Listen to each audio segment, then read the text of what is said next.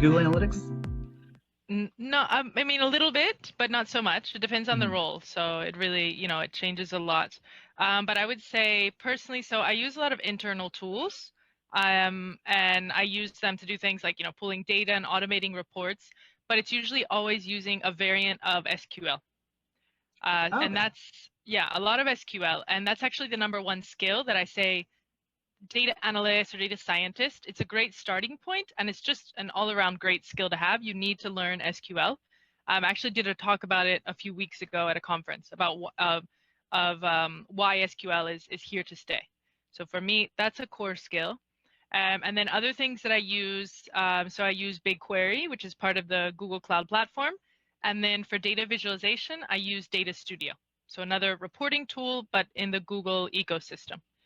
And in the past, I used a lot of SAS. And I'm not sure if you're familiar with SAS, but it was founded in North Carolina. I was about to So say the another, SAS Institute in NC State. yes, exactly. I don't know.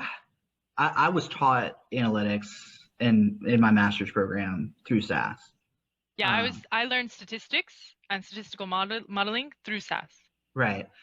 I much prefer Power BI and Tableau, but I mean I guess that's a personal preference.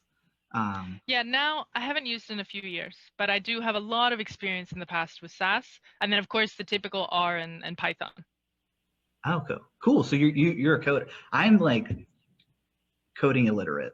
I can do a little bit of what I can do is I can copy and paste SQL code and like make it work within Tableau if I have to do like a create some type of dynamic, I don't know, calculated field or something. But Well, I would say, like I mentioned before, learn SQL, learn some solid SQL coding from scratch. okay, this is interesting. I'm realizing that I don't have to do that. The audience absolutely, if you're looking to get a full-time analytics job, you should know SQL. I'm realizing though that I can subcontract people who are experts in coding. That's true. That's a completely, and in the Right. position that you're in as well, Mm, you can do that. So you don't necessarily have to do it. But I would say somebody just entering the field or trying to get their first role, it mm. it would be a key. But you're right that what you've been doing recently, because I've read about your post online, that you're subcontracting this. So it's true that you necessarily might not need to learn it now. You're talking about the general you of the people the people who are, oh, how do you say, how trying to get an analytics job, maybe like the podcast audience. Exactly. Um, but no, so that has been a pretty interesting experience, and it's kind of been a paradigm shift in my mind of, well, I mean, actually, this is kind of an interesting concept. You've heard of Peter's principle, right? No. So Peter's principle is this like psychological concept of if you're good at, okay, let's root it down in the analytics space. If you're good at Excel, then you're going to get promoted to a Tableau job. If you're good at Tableau, you get promoted to a senior Tableau.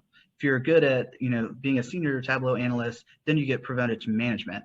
So essentially, you get promoted to your level of incompetency, And then you get stopped. and then you stop.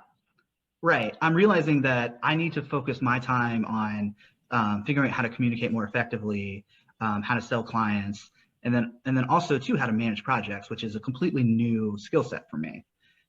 So me going and spending my time learning SQL or learning R or Python or one of those other things would not be the best allocation of my time. And I think that this is something that a lot of people getting analytics jobs haven't even thought about. Like, how are you allocating your time and your energy advancing your specific skill set, or applying for jobs or meeting people or socializing. Yeah, I think so. What we're talking about here is that not everybody needs to get good at coding.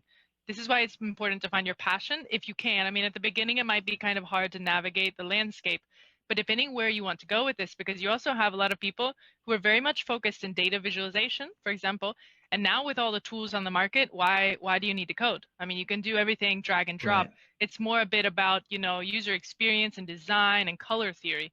So you might focus on that side and not so Mm-hmm. much on the coding. And yet data visualization is a very important part of analytics. So it does very much depend on where you ultimately want to go with this. But a general understanding would be to try to pick up coding if you can, unless you're okay with having those doors closed on you. So any Right. roles that require it, That, then you're not going to be ready for that. that's going to limit at least specific trajectories within the Exactly. analytics space, which I'm totally fine with. Because what I kind of come to the realization of, do the things that are fun, that make you money, and that's ultimately that's long-term sustainable. Yeah, and don't force yourself to code if you don't like it. I mean, don't do Right. something that you don't enjoy. That's why we talked about finding your passion. Right. That's a really good point. All right, Yes. I feel like we have rambled on for so long. So okay, so the tools you use, point 4 of this talk, is that you use SQL. Number 1, SQL. Everyone, if you're listening right now, go and learn SQL. Number 2, BigQuery, and number 3, Google Data Studio. Yes. All right, so now let's move into kind of closing remarks.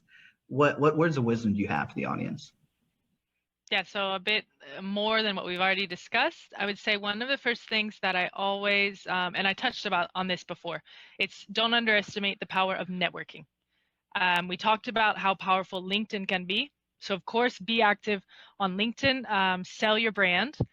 And then besides that, like attend local events, meet other professionals in the field, locals that are working in this, try to make connections. And if you feel prepared enough as well, be a speaker or participate in panel discussions. But just, take advantage of the network that you have and use it to your advantage. So that's one thing, is networking. I always very much push the importance of that. And then another thing would be continuous learning. So working in analytics, working in tech, I cannot stress this point enough, because the field is constantly changing one day to the next. You need to stay on top of things. So get into the habit of continuously kind of upgrading your skills, or at least understanding what's going on out there in the market so you don't get left behind. And then, of course, this continuous learning point really connects well into my book a week challenge, that it can it can help you as well to read books. There's lots of books, especially fun books, related to the data and analytics space. And there's new ones every year. So read the latest ones that are being published to kind of get an idea of the latest use cases and applications, and what experts in the market are saying, is going to happen 5-10 years down the line. And a great way to do that is just reading books. Wow. Yeah. Christina, thank you so much. This is amazing. You're welcome. You're very So how can welcome. they find